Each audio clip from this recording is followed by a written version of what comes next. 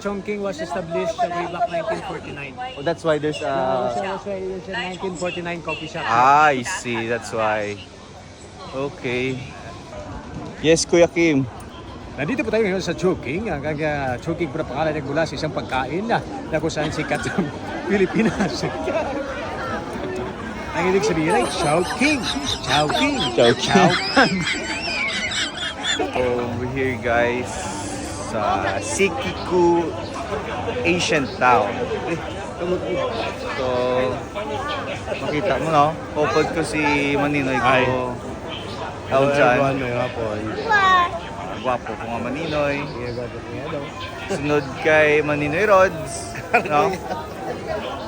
So, we will check kung paano naging Asian Town or ano ang mga characteristics ng isa ka building diri sa Sikiku Asian Town.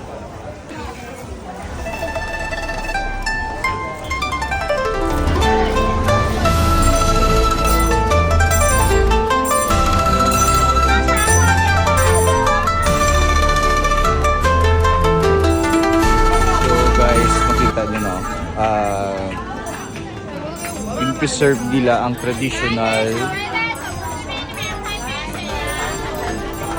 Bayou style architecture dito sa Sikiku Asian Town.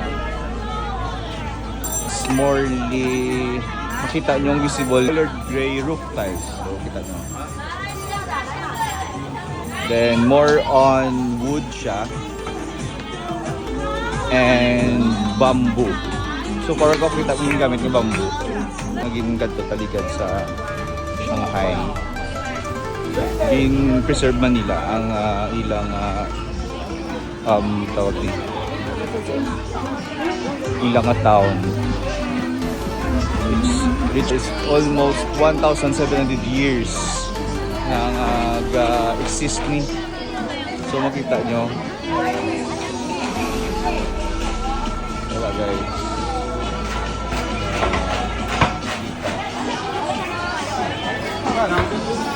Dumaan na nga kahoy, ibintahan na lang nila, preserve ang mga bintana, diba? Grabe, no?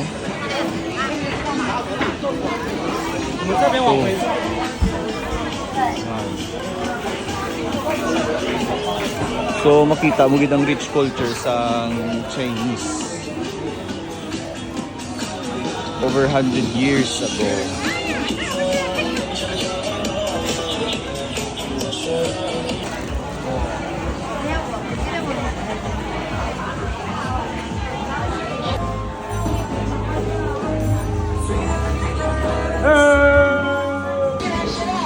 Gusto ng kanon kay himuon na po to.